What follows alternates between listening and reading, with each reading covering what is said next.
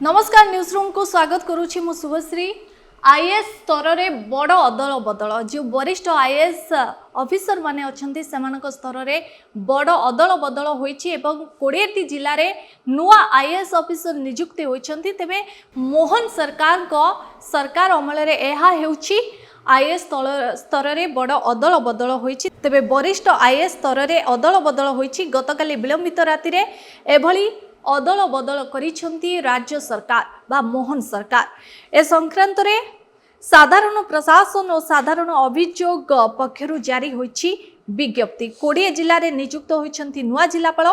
दिलीप राउतराय होइछंती भद्रक जिलापाल। सेहिपरि विजय कुमार दास को गजपति जिलापाल एवं स्मृति रंजन प्रधान को केन्द्रापड़ा जिलापाल रूपे नियुक्त करा जायछि।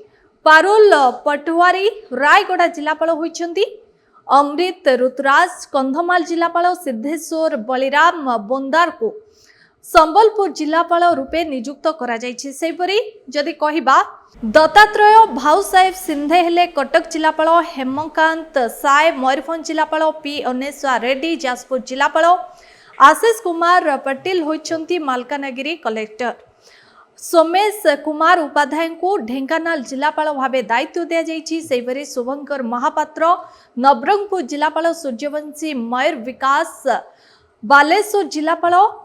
जे सोनाल जगतसिंहपुर जिलापाल एवं पावर सचिन प्रकाश को कलाहांडी जिलापाल रूपे नियुक्त करा जायछि। अक्षय सुनील अग्रवाल होइछंती नयागढ़ जिलापाल। मनोज सत्यवान सुंदरगढ़ जिलापाल। कविंद्र कुमार साहू देवगढ़ जिलापाल। मधुसूदन दास नुआपड़ा जिलापाल। सुब्रत कुमार पंडा बौद्ध जिलापाल भावे नियुक्ति दिया जायछि।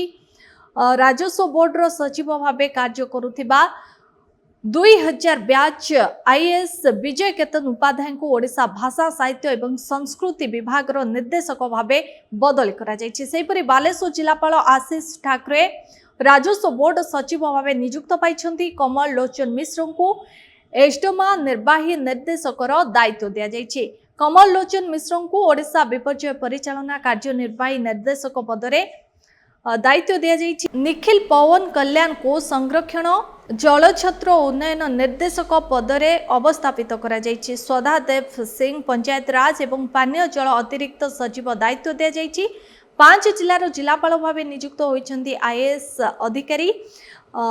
किंतु खोर्धा गंजाम और पुरी जिलार जिलापाल को बदली करा जाय नाही एवं तांको जगह से भली भावे स्थगित रहिछि। तेणु खूब शीघ्र आईपीएस स्तर रे मध्य बड़ अदल बदल हेबार कुआ जाउछि। एभली अधिक खबर पाए आम सहित जोड़ी होंतु। आम चैनल को लाइक शेयर और सब्सक्राइब करंतु।